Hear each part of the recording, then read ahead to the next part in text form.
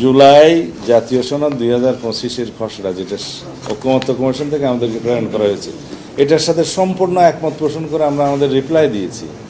30শে জুলাই দিয়েছি। 31শে জুলাই এই প্রক্রিয়াটা সম্পন্ন হয়েছে।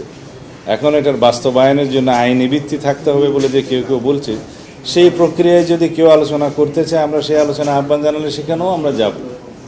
কিন্তু আমরা মনে করি এই যে জাতীয় ঐকমত্য কমিশনের মধ্যে জাতীয় ঐকমত্য প্রতিষ্ঠা হয়েছে, যে সমস্ত বিষয়ে প্রতিশ্রুতি, যে সমস্তগুলো অঙ্গীকার হিসাবে আমাদের কাছে চাওয়া হয়েছে এগুলো বাস্তবায়নের জন্য, এইটা আইনের ঊর্ধ্বে।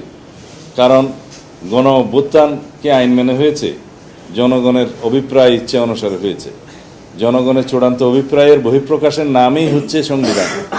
সংবিধানের প্রস্তাবনা আপনারা দেখবেন, এই সংবিধান জনগণের অভিপ্রায়ের পরম অভিব্যক্তি হিসাবে গঠিত হলো।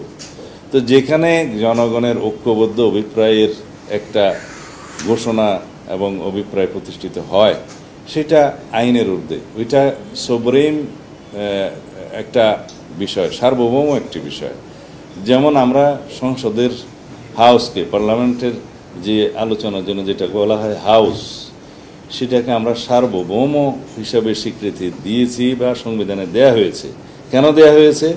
কারণ রাষ্ট্রের সকল ক্ষমতা এবং মালিকানা জনগণের হাতে, সেটা আমাদের সংবিধানের 7 অনুচ্ছেদে বলা আছে। এবং সেখানেই বলা হয় যে supremacy of the constitution. In fact constitution তো জনগণের জন্য, এবং জনগণ সেখানে সুবরেন অভিপ্রায় ব্যক্ত করে তাদের নির্বাচিত প্রতিনিধিদের মধ্য দিয়ে।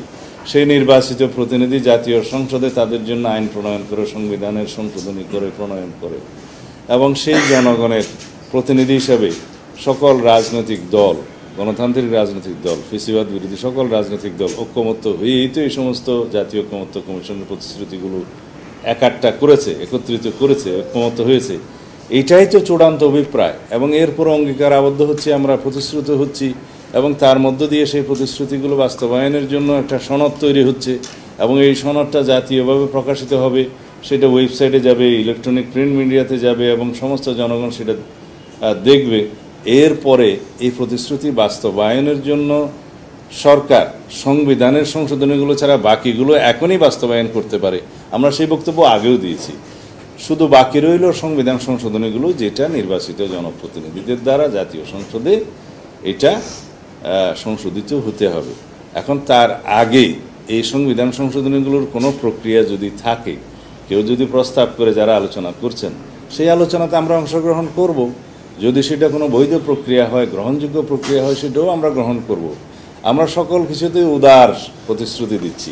জুলাই সনদ 5 তারিখে ঘোষণা, মানিকনগর কি যেন মানিক অ্যাভিনিউতে ঘোষিত হবে কিনা জানি না। তো ওখানে মাননীয় প্রধান উপদেষ্টা জুলাই ঘোষণাপত্র প্রদান করবেন বলেছেন, যেটা শেষের দিকে আলোচনা করেছে। জাতীয় সনদ তো আলাদা জিনিস, জাতীয় ঐকমত্য কমিশন কর্তৃক যেটা হয়েছে, সেটা স্বাক্ষরিত হলে সেটা কোন প্রক্রিয়ায় প্রকাশিত হবে বা প্রকাশ করবেন সেটা ওনারা বলবেন। কিন্তু ঘোষণাপত্র যেটা, সেটা তো একটা লিটারেচার। এটা একটা ঘোষণাপত্র জাস্ট জাতির সামনে প্রদান করা। সেটা অনেকেই বলেছেন যে এটা 1 বছর পরে কেন। ঠিক আছে, যদি 1 বছর পরেও এই ঘোষণা পড়তে চান, আমাদের আপত্তি নেই, আমাদের তো মতামত দিয়েছি। কিন্তু নির্বাচনের যে বিষয়টা বললেন, নির্বাচনের বিষয়টা মাননীয় প্রধান উপদেষ্টা যেটা প্রতিশ্রুত মাস আছে, প্রধান উপদেষ্টা কর্তৃক যেটা সম্মত সময় আছে, সেই সময়টা নির্বাচন কমিশনকে যথাযথ প্রক্রিয়ায় প্রধান উপদেষ্টা নিজে এবং তার অথবা তার কার্যালয় থেকে সেই বার্তাটা নির্বাচন কমিশনকে পৌঁছাতে হবে। সেটার জন্য আমরা অপেক্ষা করছি। এটা উনি হয়তো, এখন আপনারা শোনেন, আমরা শুনতে পাচ্ছি বা জানতে পারছি যে মাননীয় প্রধান উপদেষ্টা হয়তো খুব শিগগির, হয়তো 5 তারিখে বা তার আগে,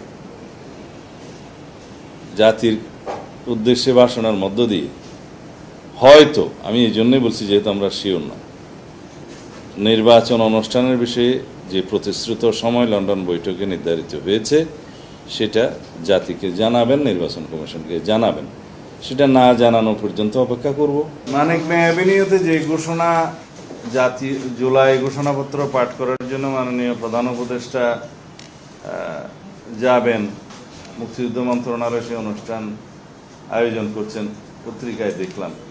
সেটা তো আমরা এখনো আমন্ত্রণ পাইনি, সুতরাং বলতে পারবো না।